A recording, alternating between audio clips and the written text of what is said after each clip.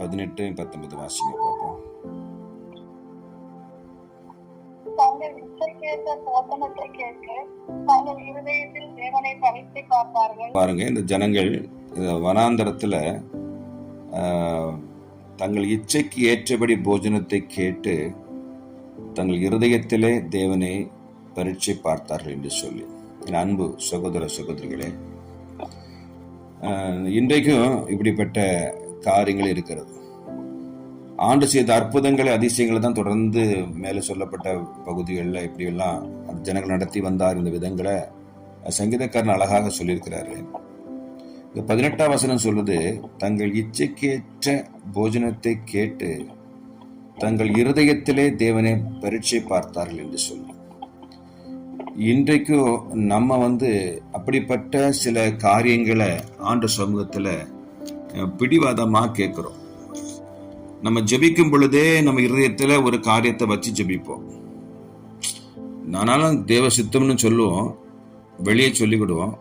ஆனால் இருதயத்துக்குள்ள நெருக்குனாக்கி இது கிடைச்சா கொள்ளாமல் இருக்கும், இந்த ஆசீர்வாதம் கிடைத்தா நல்லா இருக்கும் என்று இருதயத்துக்குள்ளால இன்றைக்கு நம்ம அப்படிப்பட்ட ஒரு காரியத்தை இச்சையை வச்சு கொண்டு தான் ஆண்டு சமூகத்தில் வாயில ஜெபிக்கும் பொழுது, ஆண்டவரே இப்படி சித்தத்தின்படியாக செய்யுங்கப்பா, என் விருப்பம் இல்லை, நீங்க செய்தாருங்கன்னு சொல்லி நம்ம ஜெபித்தாலும் நான் இருதயத்து உள்ள ஆழத்துல இல்லை எனக்கு இதுதான் வேணும்னு சொல்ற ஒரு சிந்தையும் இருதையும் நமக்கு இருக்கிறது. நம்ம சொல்லும் போது ஒரு சிலருக்கு இருக்கிறது என்று சொல்ல முடியும். எல்லாரையும் நாம் சொல்றது, ஒரு சிலருக்கு அப்படிப்பட்ட ஒரு காரியத்தோடு தான் ஜெபிக்கிறோம்.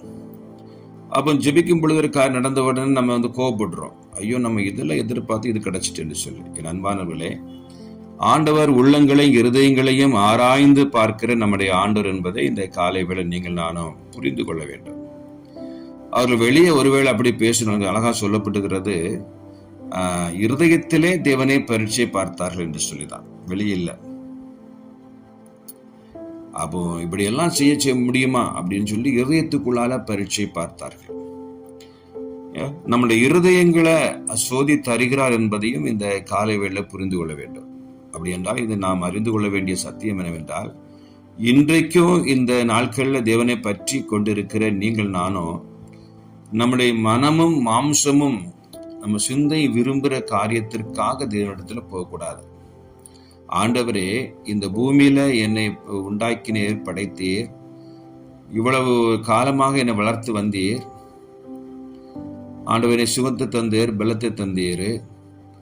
ஆண்டவரே, என்னை கொண்டு தேவ சித்தம் என்ன, நான் என்ன செய்யணும், அல்லது எனக்கு வேண்டிய காரியங்களை நீர் கொடுக்கணும் என்று சொல்லி நம்மளே டிசைட் பண்ணி நம்முடைய வாழ்க்கையை அமைத்துக் கொள்ளக்கூடாது. ரட்சிக்கப்பட்ட பின்பு நம்ம கேட்க வேண்டிய காரியம், என்ன செய்ய சித்தமா இருக்கிறீர், என்னை கொண்டு என்ன செய்ய போறீங்க என்று சொல்லி நம்ம என்ன செய்யணும், திறந்த இருதயத்தோடு கூட ஆண்டு சமூகத்தில் ஒவ்வொரு நாளும் ஜெபிக்கணும். இப்போ நமக்கு இந்த உலகத்துல நிறைய தேவை இருக்குது.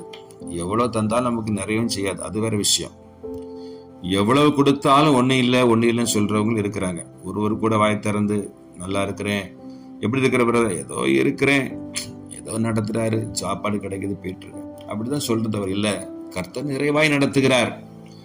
ஏனென்றால் நம்ம சில நேரங்கள்ல ஒன்றுமே இல்லாதது நினைக்கும் போது ரொம்ப வருத்தமா கஷ்டமா இருக்கும். என் வாழ்க்கையில மறக்க முடியாத ஒரு சம்பவம் என்னன்னா, நான் +2 படிக்கும் பொழுது, அது நாகர்கோவில் SLB ஸ்கூல்ல படித்தேன். பஸ் இறங்கி அந்த பஸ் ஸ்டாண்ட்ல இறங்கி நடந்து கொஞ்சம் போனோம். பஸ் ஸ்டாண்ட் இறங்கி நடந்து போகும்போது என் சாப்பாடை பறிச்சுட்டு போயிடுவாங்க. அப்போ நானும் கொடுத்துருவேன். இப்போ அவ்வளவுக்கு பசியின் கொடுமையில அந்த பஸ் ஸ்டாண்ட்ல ஜனம் சுத்திட்டு இருப்பாங்க. இன்னைக்கு அப்படி இல்லை. ஆண்டவர் நினைச்சுறாரு, அப்படி நிறைய பேர் எழுப்பி அவங்களுக்கெல்லாம் ஆகாரம் கொடுக்குற அளவுக்கு ஆண்டவர் நினைச்சுக்கிறார், மாற்றிருக்கிறார். ஆனா நம்ம நினைக்கணும், இப்படிப்பட்ட கொடிய பசியில சாப்பாடை பறித்துட்டு போய் சாப்பிடுற படபடன்னு சாப்பிடுவாங்க பார்க்கிற பொழுது. ஆனா அதை விட ஆண்டவர் நம்மளை எவ்வளவாக உயர்த்தி ஆசீர்வதித்து நமக்கு எல்லா நன்மைகளையும் சுகத்தையும் பலனையும் தந்து ஆகாரத்தை தந்து நமக்கு வீடை தந்து ஏதோ ஒரு நல்ல காரியங்கள் நமக்கு தந்து தலைமுறையில் ஆசீர்வதித்து வச்சிருக்கிறாரு. எனவே நம்ம அதற்காக நன்றி சொல்லணும். இன்னும் அதிகமாய் கர்த்தர் கொடுப்பார் என்பதை இருதயத்தில் நினைத்து தான் நம்ம நினைச்சணும். நம்முடைய ஜெபங்கள்ல ஆண்டு சமூகத்துல கேட்கணும். இன்னும் இருதயத்துல நம்ம ஒரு காரியத்தை எச்சித்து அதை பெற்றுக்கொள்ள வேண்டும் என்பதற்காக நம்ம ஜெபிக்க கூடாது. அந்த ஜெபம் வனாந்தரத்துல எகிப்திலிருந்து புறப்பட்ட இஸ்ரவேல் ஜனங்களுடைய ஜெபமாக இருக்கிறது. அதனால கர்த்தர் கோபம் கொண்டார் என்று சொல்லிதான் இங்க வாசிக்கிறோம். அது 22ஆம் வசனம் வாசித்து பார்த்தீங்கன்னா, யாக்கோபுக்கு விரோதமாய் அக்கினி பற்றி எரிந்தது, இஸ்ரவேலுக்கு விரோதமாக கோபம் மூண்டது என்று சொல்லி பார்க்கிறோம். அப்ப இப்படிப்பட்ட ஜெபங்கள்ல கர்த்தருக்கு என்ன வருது? தயவு வரல. இப்படிப்பட்ட காரியங்கள்ல ஆண்டவருக்கு என்ன வருது? கோபம் வருது. அப்படின்னா நம்முடைய ஜெபம் தேவனுக்கு முன்பாக இரக்கத்தை தயவையும் கொண்டு வரணும். இப்ப நெகேமியா சில நாட்களாக துக்கித்து அழுது புலம்பி பரலதேவனுக்கு விண்ணப்பம் பண்ணி, என் முற்பிதா பாவம் செய்தோம், நாங்க பாவம் செய்தோம், நாங்களும் எங்கள் முற்பிதாக்களும் பாவம் செய்தோம்னு சொல்லி தேவன் சமூகத்தில் தன்னை தாழ்த்தி அர்ப்பணித்து ஜெபித்த போது அங்க தயவு கொண்டு கொடுத்தார் ஆண்டவர். அந்த நெகேமியாவுக்கு தயவு உண்டானது, ராஜாவின் கண்ணில் தயவு கிடைத்தது. அப்போ நம்முடைய ராஜாதி ராஜா இயேசு கிறிஸ்துவிட தயவு கிடைக்க வேண்டுமானால் நம்முடைய ஜெபங்கள்ல என்ன செய்யணும்னா, இருதயத்துல ஒண்ணு நினைச்சுக்கிட்டு நம்ம ஜெபிக்க கூடாது. அது இச்சைக்கேற்ற ஜெபம் என்பதே இந்த காலை வேளை நீங்கள் நானும் அறிந்து கொள்ள வேண்டிய ஒரு நல்ல ஒரு சத்தியம். புரியுதா உங்களுக்கு? எண்ணாகமம் அதுல 11ஆம் அதிகாரம் 4 வாசிக்கும் பொழுது, பின்பு அவர்களுக்குள் இருந்த பல ஜாதியான அந்நிய ஜனங்கள் மிகுந்த இச்சை உள்ளவர்களாய் இருந்தார்கள். இஸ்ரவேல் புத்திரரும் திரும்ப அழுது, நமக்கு இறைச்சியை புசிக்க கொடுப்பவன் யார் என்றார். பாருங்க, திரும்பவும் அந்த அழுறாங்க, அந்த உணவுக்காக இச்சித்து அழுகிற காரியம்.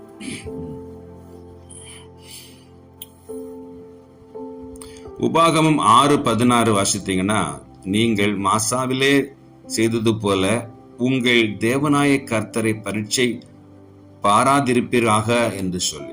அப்போ தேவ சமூகத்துல ஆண்டவர் ஜனங்களை பார்த்து தேவனை பரீட்சை பார்க்காதீங்க, இச்சையின்படியாக நீங்க நடக்காதீங்க.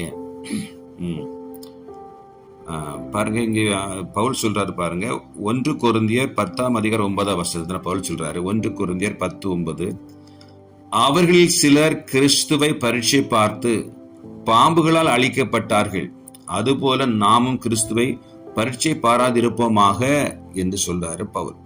அப்ப நம்மளும் பரீட்சை பார்க்க கூடாது. வனாந்தரத்துல அவங்க இச்சித்தாங்க, தேவனை சோதித்தாங்க, வனாந்தரத்தை அழிஞ்சு போனாங்க. நீங்கள் நானும் அப்படி செய்யக்கூடாது, பார்த்தீங்களா என்பதை நாம் இந்த வேதத்தின் வழியாக அறிந்திருக்கிறோம்.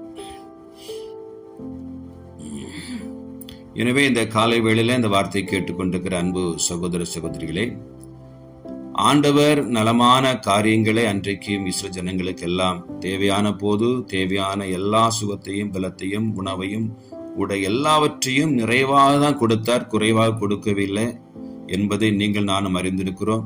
இந்த 40 வருஷ காலமா இந்த வனாந்தரத்தை நடத்தி வந்தேனே, உங்களுக்கு ஏதாவது குறைபட்டதா என்று கேட்கும் பொழுது ஒன்றுமே குறைபடவில்லை என்று ஆண்டவரே என்று சொன்னாங்க. அப்படிப்பட்ட தேவனை நீங்கள் நான் இன்றைக்கு ஆராய்த்து கொண்டிருக்கிறோம். நம்முடைய வாழ்க்கையிலையும் ஒரு நாளும் இந்த இதயத்துக்குள்ளால ஒன்று வைத்து, இதயத்துல இச்சையை வைத்து கொண்டு நம்ம என்ன செய்யக்கூடாது? தேவ சமூகத்துல ஜெபிக்க கூடாது என்பதை அறிந்து கொள்ள வேண்டும்.